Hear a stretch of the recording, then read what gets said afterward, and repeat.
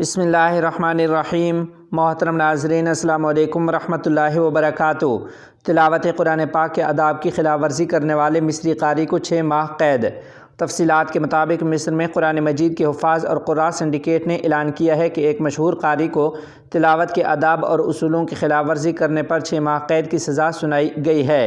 حفاظ اور قراء یونین نے کل منگل کو ایک سرکاری بیان میں کہا ہے کہ قاری محمد احمد نصر علی قطب المعروف محمد نصر الطاروتی کو تلاوت کے آداب اور اصولوں کی خلاف ورزی پر شرقیہ گورنری میں 6 ماہ قید کی سزا سنائی گئی ہے۔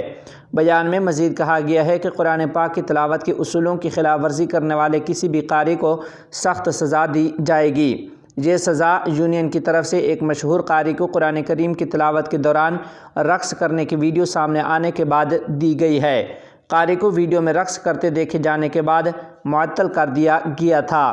سوشل میڈیا صارفین نے قرآن پاک کے وقار اور تقدس سے متصادم انداز میں سورہ الشورى کی آیات کی تلاوت کرتے ہوئے رقص کرنے والے قاری کی اس حرکت پر سخت برہمی کا اظہار کرتے ہوئے ان کے خلاف قانونی کارروائی کا مطالبہ کیا تھا۔